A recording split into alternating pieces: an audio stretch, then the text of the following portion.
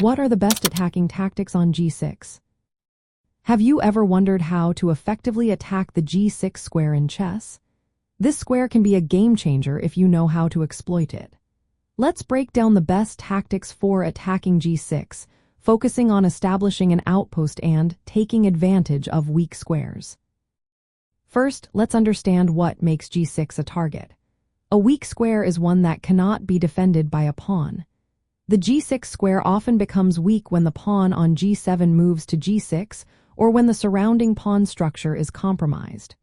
When this happens, g6 can be occupied by enemy pieces, especially knights, which can create significant threats.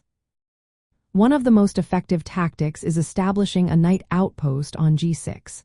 If you can maneuver a knight to this square, it can become a powerful piece. The knight on g6 can threaten the king and support other pieces. It can also create threats along the h-file or toward the center of the board. Another tactic involves using pawn breaks. For example, advancing the h-pawn to h5 can challenge the g6 pawn. If black captures the h5 pawn, it opens the g-file for your rooks, creating pressure on g6.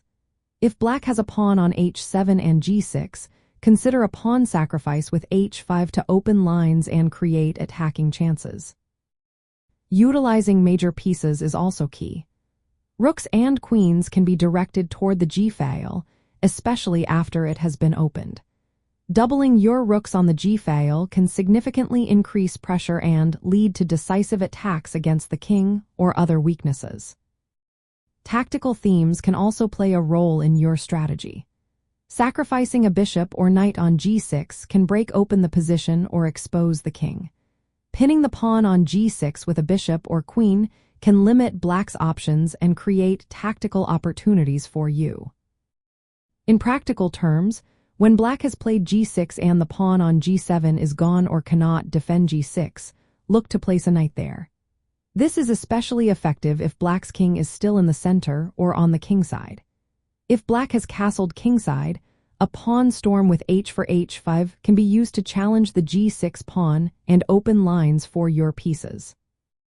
Combining the pressure from knights, bishops, and rooks on the g6 square is essential. For instance, a bishop on d3 or e2 can support a knight on g6 or target the h7 pawn, increasing the threat against black. In summary, the best attacking tactics on g6 involve identifying when the square is weak, establishing a knight as an outpost, using pawn breaks to open lines, and coordinating your pieces to maximize pressure. By applying these strategies, you can effectively exploit the g6 square and create winning chances in your games.